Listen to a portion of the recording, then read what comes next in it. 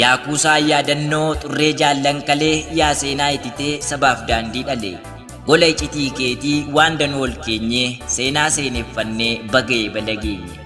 akeekan jallanne kaayyoo ishee kaleessaa ishee tarkaanfattu hoggayyuu nu keessaa cirracha seenaa gubbaatti haanni fakkii qabdu dabatatti ceetee dhalootatti labdu isheen katabamtee lubbuun har'a geesse galmee seenaa gubbaas fooniif lafeen teesse guyyaa wareegamni ifa lakkuu dhalchee guyyaa kaayyoon dhiibee seenaa dhugaa tolche guyyaa akkasii kanatu guyyaa seenaa ta'ee dabatatti darbee dhalootattis ce'e irbuu shinnigaati waadaa dhiigaaf lubbuu sabaaf of dabarsan osoo hin godhin cubbuu tarreen wareegaman shiftaa Somaaliyaan gammachuun of kennan galmaa geessuuf niyyaan seenaa akkasii qabu gaafas warri kufe balbala gabrummaas lafee isaanii cufe gurmuun qabsaa'otaa kaayyoo sabaaf kaatu galfata jaallanii warra maanaa baatu gaafas warri kufe dhugaa sabaa tiksuuf harqoota gabrummaa waanjoo nurraa jigsuuf hoogganoota qaroo beekisaan hayyoota warra hin jilbeenfanne dhugumaanuu goota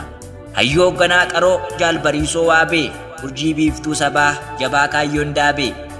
abboomaa mitikkuu leenca jabarbadaa biflee aggaameen dhabne boorataa sodaan qabne falmataa umar caccabsaa gameessa qaroo sabaa higgasuu bantii goota seenaan dabarre qaba kudhaama qabsaa'otaa boorataa booreef taatu fafamduu iyyoo leencicha qeerransa maanaa baatu jaalgadaa gammadaa siidaa baraan jiraatu dhiira onneen gaaraa joobira kaayyoof kaatu